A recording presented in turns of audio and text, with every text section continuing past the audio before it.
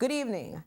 I want to add my voice to those congratulating the Jamaica Rugby Football Union and the Premier League Clubs Association for the innovative partnership they have entered into, which sees a cameo Rugby Sevens game during the halftime break in the Red Stripe Premier League's Monday Night Football fixture.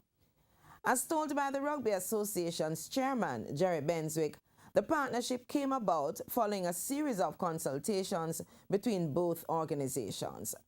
The move comes as Jamaica's men's rugby team has qualified for the Commonwealth Games, the CAC Games, the Hong Kong Sevens World Tournament, and the Rugby Sevens World Cup, while the women have qualified for the CAC Games.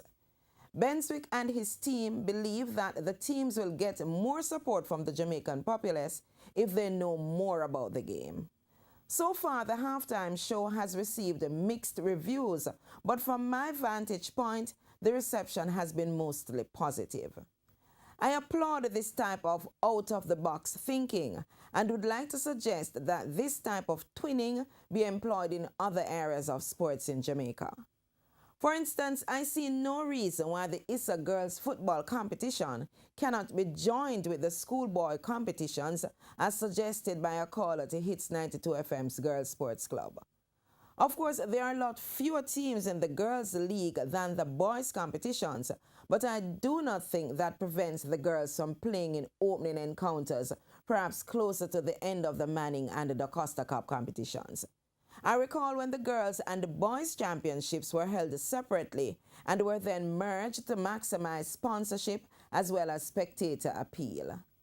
The Jamaica Football Federation and the Premier League Clubs Association should also consider hosting the Women's Premier League in tandem with the Red Stripe Premier League, perhaps playing in the games as double headers at selected venues.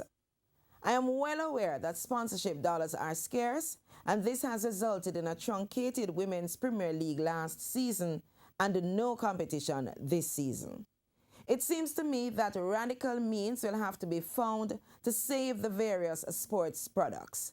Sports is a way out of poverty for many of our young people, some for future careers, others for college education. The add-on benefits of sports do improve our gross domestic product, and I submit if we were serious about the opportunities available, this will go a far way in reducing poverty and crime.